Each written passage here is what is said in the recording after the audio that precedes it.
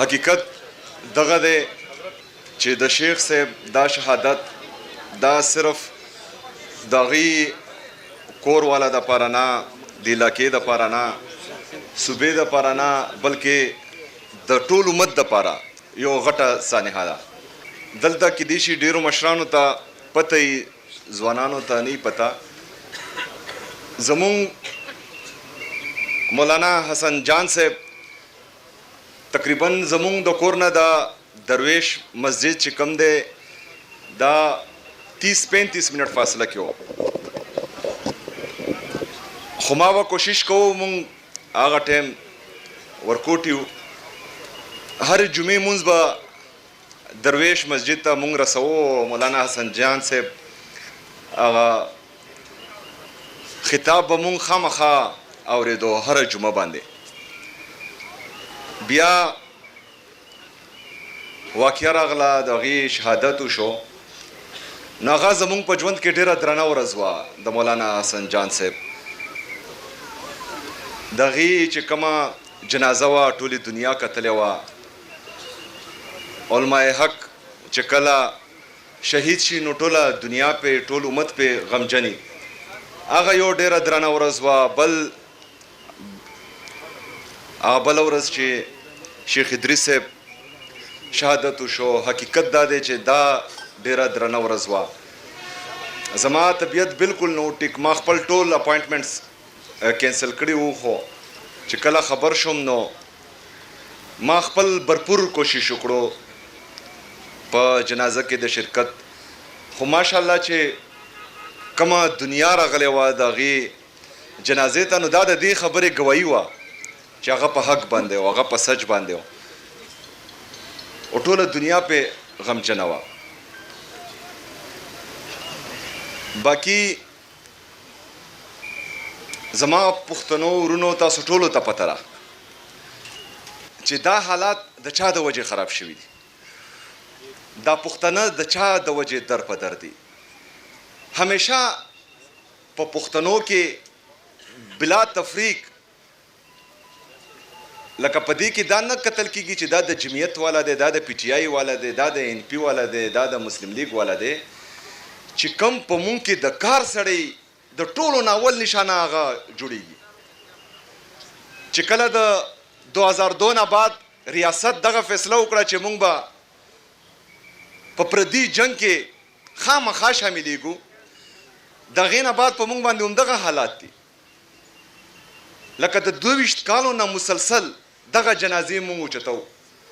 د 22 کالو نه مسلسل په مونږ کې هغه سرونه ټارګټ کېږي چې هغه د دې وطن دپاره، د دې صوبې دپاره، د دې ملک دپاره، د دې امت دپاره فایده مند دي. ټولو کې پهله یې د قبایلو نه شروع واخسته، هغه سړي رانه وویشتل چې کم د جرګې مرکې سړي وو. هغه علما کرام یې رانه شهید کړل چې کم به د قوم فیصلې کولې. د 22 کالو نه مسلسل همدغه جنازې مونږ اوچتو، همدغه پالیسي ده. زما ایمان دغه دی چې عزت او ذلت د الله سره دی. زما ایمان دغه دی چې مرګ او ژوند د الله سره دی. زما ایمان دغه دی چې رزق په مالا زما رب راکوي. د بندا نه زه نه یریږم او نه د بندا نه زما یره شته. چې کومه پالیسي په بند کمرو کې جوړه شوې ده، ټول سیاسي جماعتونه که هغه مذهبي دي که سیاسي دي که هر مکتبه فکر خلق دي، ټول مونږ د صوبایي اسمبلې د فلور لاندې راجمع کړل او د دې پالیسۍ خلاف، ځکه چې مونږ ته پته وه چې دغه برنه بیا زمونږ دغه تکړه تکړه مشران ځوانان وړي، دغې خلاف مونږ قرارداد هم راوستو او ټول به متفق هم شو چې دا پالیسي زمونږ نه ده قبوله چې کومه تاسو شروع کړې ده. خو د هغې نه باوجود زورور دی، د ټوپک په زور باندې، د ډنډې په زور باندې خپلې پالیسیانې امپلیمنټ کېږي، مشوره پکې نه کېږي، همدغه نتیجه یې ده. بهرحال دا جنگ خو به زمونږ شروع وي، خو دا جنگ بیل د سهیل افریدي نه دی، زما نه دی. دا جنگ بیل د یو کس نه دی، دا زمونږ مشترکه جنگ دی. ټولو ناول دلته چې کم دی امن راوستل دي، په هغې کې به چې کم دی صرف د سپینې جنډې لاندې د امن جنډې لاندې مونږ ټول به راسره یو کېږو الله به دغه امن راسي. ظالم ته به وایو چې ته ظالم یې.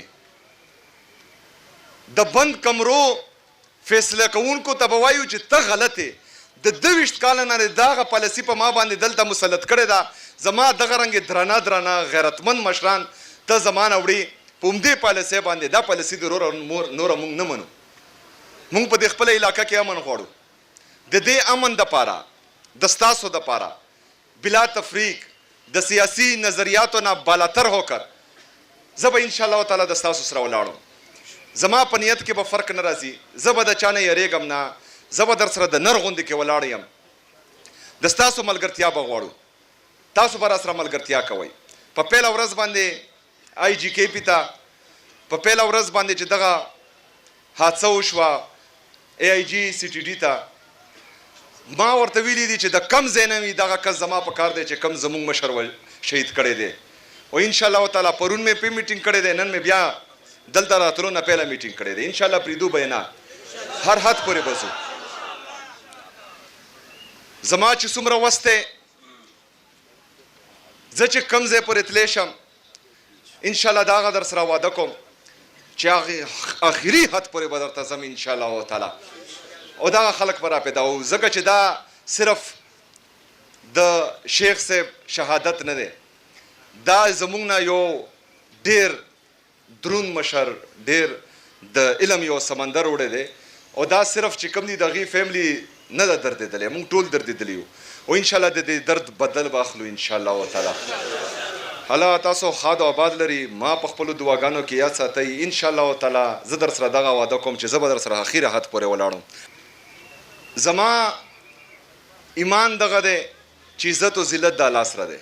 زما ایمان دغه دی چې مرګ او ژوند د الله سره دی. زما ایمان دغه دی چې رزق په مالا زما رب راکوي. د بنده نه زه نه یریږم او نه د بنده نه زما یره شته. چې کومه پالیسي په بند کمرو کې جوړه شوې ده ټول سیاسي جماعتونه که هغه مذهبي دي که سیاسي دي که هر مکتبه فکر خلق دي ټول مونږ د صوبایي اسمبلې د فلور لاندې را جمع کړل او د دې پالیسۍ خلاف ځکه چې مونږ ته پته وه چې دغه برنه بیا زمونږ دغه تکړه مشران ځوانان وړي دغې خلاف مونږ قرارداد هم راوستو او ټول پې متفق هم شو چې دا پالیسي زمونږ نه ده قبوله چې کومه تاسو شروع کړې ده. خو د هغې نه باوجود زورور دی. د ټوپک په زور باندې د ډنډې په زور باندې خپلې پالیسیانې امپلیمنټ کیږي. مشوره پکې نه کیږي. همدغه نتیجه یې ده.